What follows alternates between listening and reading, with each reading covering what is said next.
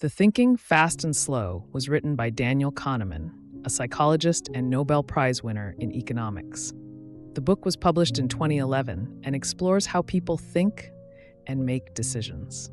Kahneman spent years researching human judgment and decision-making, often working with his collaborator Amos Tversky.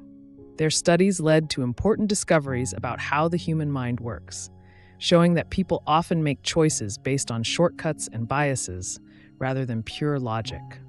This book explains these ideas in a way that helps readers understand their own thinking and behavior better, allowing them to recognize the cognitive traps they might fall into in their daily lives. The book offers valuable insights that can help individuals, businesses, and policymakers make more informed decisions by being aware of these mental shortcuts. The book introduces two ways the brain processes information: fast thinking and slow thinking. Fast thinking, also called System 1, works quickly and automatically without us even realizing it. It's responsible for instant reactions, like recognizing a friend's face or dodging a ball flying toward us. It helps us navigate the world efficiently, but can sometimes lead to mistakes. Slow thinking, or System 2, is more deliberate and logical. It takes effort and concentration, like solving a math problem or making an important decision. While System 2 can help us make better choices, it is also lazy and often relies too much on the quick answers from System 1. The interplay between these two systems shapes much of our thinking and behavior, influencing everything from small daily choices to major life decisions. Kahneman explains many ways our fast thinking can mislead us. One of these is the availability heuristic, which means we judge how likely something is based on how easily we can think of examples. For instance, people often believe plane crashes are more common than they really are because they see them on the news, while car crashes, which happen far more often, don't get as much attention. This shortcut can make us worry about the wrong things, leading to irrational fears and misplaced concerns. The availability heuristic affects many areas of life, including politics, business, and personal safety, as we tend to focus on dramatic events rather than statistical reality. Another concept is the anchoring effect, where the first number we see influences our judgment.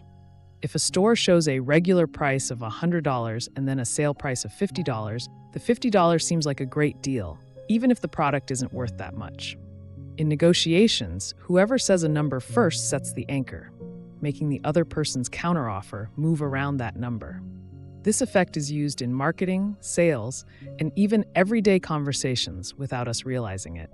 Understanding anchoring can help us make better financial decisions, ensuring we are not overly influenced by irrelevant reference points. The book also talks about loss aversion, the idea that people feel losses more strongly than gains.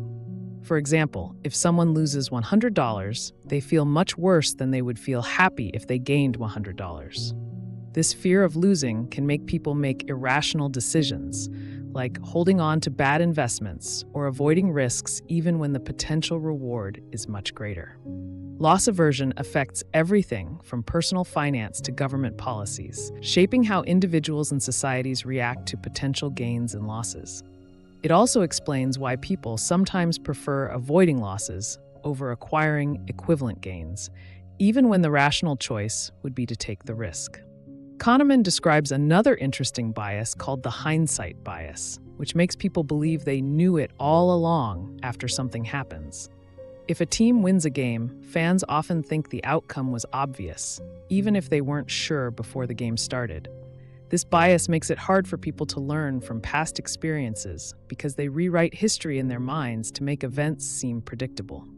It can also make people overestimate their own ability to predict future events, leading to poor decision-making in areas like investing, planning, and risk assessment. Recognizing hindsight bias can help individuals and organizations take a more objective approach to learning from their successes and failures. The book also explores the idea of overconfidence. People often trust their own judgments too much, even when they don't have enough information. Experts, for example, might make confident predictions about the economy, politics, or stock market, but studies show they are often wrong. Kahneman warns that being too sure of ourselves can lead to bad decisions, whether in business, finance, or personal life. The problem is that our brains are wired to believe in our own knowledge, even when we don't have enough evidence to support it. This overconfidence effect explains why people sometimes take excessive risks or fail to seek additional information before making important choices. Another key idea in the book is how people evaluate happiness and satisfaction. Kahneman introduces the difference between the experiencing self and the remembering self. The experiencing self lives in the moment and feels things as they happen, while the remembering self looks back and decides how good or bad an experience was.